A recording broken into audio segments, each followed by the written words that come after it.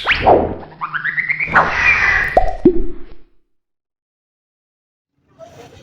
Allah kalam yang baku, sampai akhir zaman terus berlaku. Salam permulaan wahai saudaraku.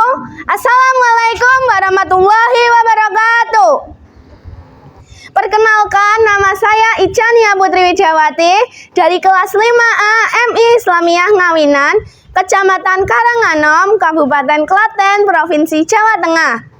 Pada kesempatan kali ini, saya akan bercerita tentang kisah sahabat Nabi yang bernama Uqasyah bin Mihsan. Uqasyah adalah salah satu pahlawan yang lahir di medan perang Badar. Begitu dahsyatnya ia bertempur, sehingga pedangnya pun patah. Rasulullah Shallallahu Alaihi Wasallam yang melihat kejadian tersebut segera menghampiri Uqasyah dengan membawa pedangnya. Kemudian Rasulullah memberikan pedang tersebut kepada Uqasyah. Setelah pedang tersebut diterima oleh Uqasyah, Uqasyah pun segera lari meneruskan perangnya, dan atas izin Allah SWT, perang pun dimenangkan oleh umat Islam. Pedang yang kemudian diberi nama Al-Aun oleh Uqasyah menjadi pedang yang selalu mendampingi Uqasyah, baik berperang bersama Rasulullah maupun tidak bersama Rasulullah. Hingga pada saat Uqasyah menjemput syahidnya di perang Riddah, pedang tersebut masih setia mendampingi Uqasyah. Selain Uqasyah adalah pahlawan yang gigih di medan perang, beliau juga pernah mengerjai Rasulullah. Ada yang mau tahu ceritanya? Yuk kita lanjutin. Diriwayatkan dari Ibnu Abbas radhiyallahu anha bahwasanya ketika mendekati waktu wafat, Rasulullah meminta Bilal bin Rabah untuk mengumandangkan azan di masjid. Setelah dikumandangkan azan di masjid, maka datanglah kaum Muhajirin dan kaum Ansar di masjid Rasulullah. Setelah menunaikan 2 rakaat yang ringan, Rasulullah pun naik ke atas mimbar dan melantunkan puji-pujian terhadap Allah SWT dan melanjutkan khutbahnya yang menyentuh hati dan membuat orang yang mendengarnya menangis.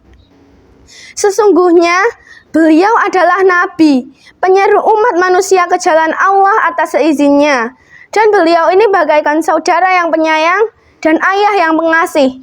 Barang siapa yang pernah merasa teraniaya oleh beliau, hendaklah ia bangkit berdiri untuk mengambil qisas kepadanya sebelum ia melakukannya di hari kiamat kelak.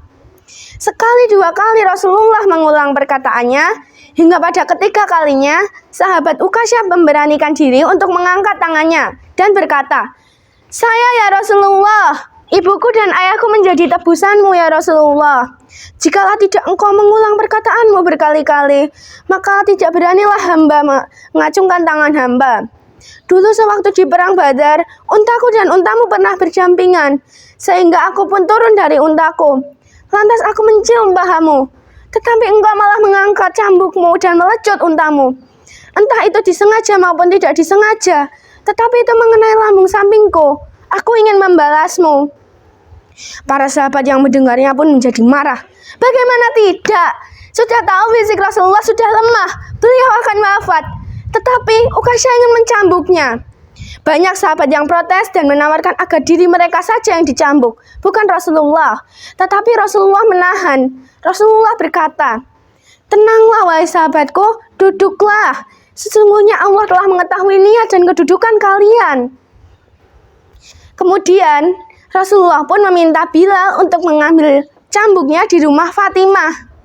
Kemudian Bilal pun keluar dari masjid sambil mengangkat kedua tangannya di atas kepala dan berkata, "Mengapa Uqasyah mau mencambuk Rasulullah? Dan mengapa Rasulullah mau dicambuk oleh Uqasyah?" Sesampainya Bilal di rumah Fatimah, Bilal mengetuk pintu rumah Fatimah. "Tok tok tok, siapa di luar?" Saud Fatimah dari dalam, "Saya Bilal, saya datang untuk mengambil cambuk Rasulullah." "Duhai Bilal, apa yang akan dilakukan ayahku menggunakan cambuk ini?" "Ayahmu telah memberikan kesempatan kepada seseorang untuk mengambil qisas kepadanya sebelum ia melakukannya di hari kiamat kelak." Setelah Bilal pergi dari rumah Fatimah, Fatimah bertanya dalam hatinya, "Siapa yang tega menghisas Rasulullah? Biarkan hamba saja yang menggantikannya." Sesampainya Bilal di masjid, Bilal pun menyerahkan cambuk tersebut kepada Rasulullah. Kemudian Rasulullah memberikan cambuk tersebut kepada Ukasyah. Suasana menjadi tegang. Para sahabat bergerak berdiri dengan mata yang melotot menatap Ukasyah yang memegang cambuk. Dan pada saat itulah Umar dan Abu Bakar berbicara.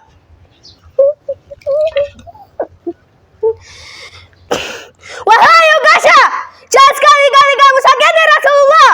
Jangan sekali-kali kamu kisah Rasulullah. Bila diizinkan, akan kupegang kepala yang berani menyakiti Rasulullah.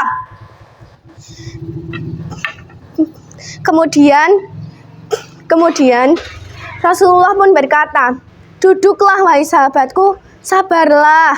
Sesungguhnya Allah SWT telah mengetahui niat dan kedudukanmu.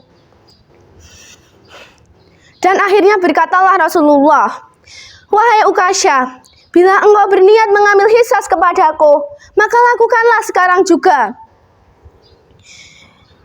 Wahai Rasulullah, dulu ketika engkau memukulku, kebetulan aku sedang tidak mengenakan baju di tubuhku. Aku ingin mencambukmu tanpa mengenakan baju juga. Para sahabat yang mendengarnya pun semakin marah. Dan akhirnya mereka pun berdiri sambil berkata, apa maunya ini orang? Sudah mau mencambuk Rasulullah, apalagi tidak memakai baju.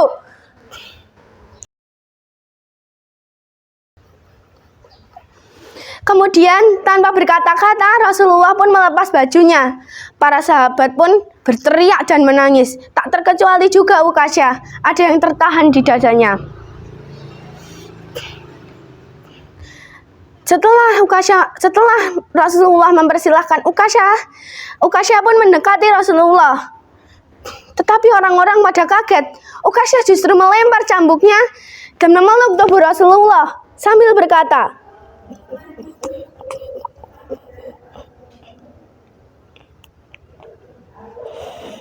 wahai Rasulullah, siapa yang tega menyakitimu? Aku dari dulu hingga sekarang hanya menginginkan tubuhku menempel di tubuhmu. Tetapi baru kesampaian.